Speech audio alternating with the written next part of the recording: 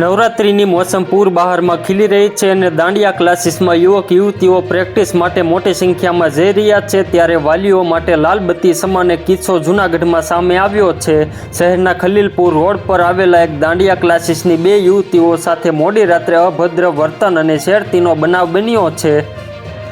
આ બનાવમાં પોલીસે તાત્કાલિક કાર્યવાહી કરીને સગીર સહિત 3 વિધર્મી શખ્સોની ધરપકડ કરી છે। જૂનાગઢના ડિવિઝનલ ડીવાયએસપી હિતેશ ગાંગલિયાએ આ અંગે માહિતી આપતા જણાવ્યું હતું કે ગઈકાલે સાંજે આશરે 8 વાગ્યાની આસપાસ ખલીલપુર રોડ પર આવેલા ગોલ્ડન ફાર્મ નજીકના દાંડિયા ક્લાસમાં બે યુવતીઓ બહાર ઊભી હતી।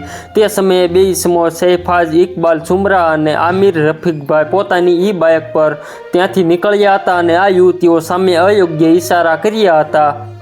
આ બંને શખ્સોએ 2 થી 3 વાર આ જ રૂટ પરથી પસાર થઈને હેરાનગતિ કરતા યુવતીઓએ હિંમત કરીને તેમને રોકીને પૂછ્યું કે તમે વારંવાર અહીંથી કેમ પસાર થાવ છો અને અમારી સામે કેમ જુઓ છો। આ પ્રશ્નથી ઉશ્કેરાઈને બંને આરોપીઓ યુવતીઓ સાથે માથાકૂટ શરૂ કરી અને ધમકી આપવા લાગ્યા। તે સમયે અન્ય એક સગીર ભાઈનો ઈસમ પણ ત્યાં પહોંચી ગયો હતો। આ ત્રણેય ઈસમોએ યુવતીઓની છેડતી કરી હતી। એક જાગૃત નાગરિકે આ ઘટનાની જાણ પોલીસ કંટ્રોલ રૂમને કરતા પોલીસ વાહન તાત્કાલિક ઘટના સ્થળે પહોંચી ગયું હતું। પોલીસે ત્રણેય આરોપીઓને ઝડપી પાડ્યા અને તેમને પોલીસ સ્ટેશન લઈ આવ્યા હતા। યુવતીઓએ હિંમતભેર ફરિયાદ નોંધાવતા પોલીસે શૈફાજ ઇકબાલ સુમરા, આમિર રકીબભાઈ અને એક સગીર વિરુદ્ધ છેડતી અને અભદ્ર વર્તનનો ગુનો દાખલ કરીને તેમની ધરપકડ કરી છે।